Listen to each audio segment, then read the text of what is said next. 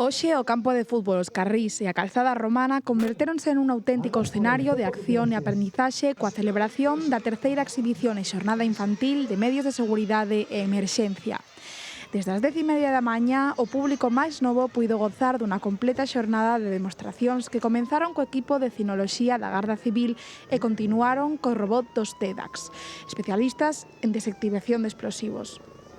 Un dos momentos máis impactantes chegou coa simulación dunha escarcelación a cargo dos bombeiros de San Cibrao das Viñas, que captou a atención de pequenos e maiores. A chegada do helicóptero da Garda Civil procedente da Coruña puxo a broche a parte máis espectacular da mañá, sempre supeditadas ás condicións meteorolóxicas e operativas. Máis tarde fixeron un acto de presenza as autoridades locais e provinciais que percorreron o recinto para coñecer de preto o traballo das forzas de seguridade e emerxencias. Estamos encantados de estaros aquí, é a terceira exhibición que facemos de servizos de emerxencias e seguridade. Realmente, xa como vendes, é todo para os nenos e as nenas dos colexios de Barbadás, Ruxidoiro, Filomena Dato, de Luís Vives, na que non é de Barbadás, pois realmente é como se fora, non?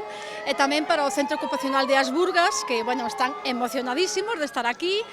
Repetir, estamos encantados, porque, bueno, vemos que os nosos nenos e as nosas nenas disfrutan, para que coñezcan os nosos corpos a Forza de Seguridade do Estado, que os vexan con respeto, con educación e que coñezan que eles están aquí para axudarnos.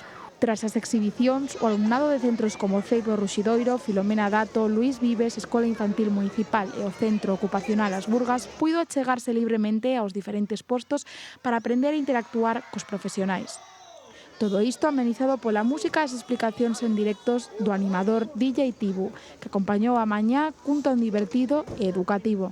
Unha xornada pensada para educar, divertir e achegar os máis pequenos ao importante labor dos servizos de seguridade e emerxencia.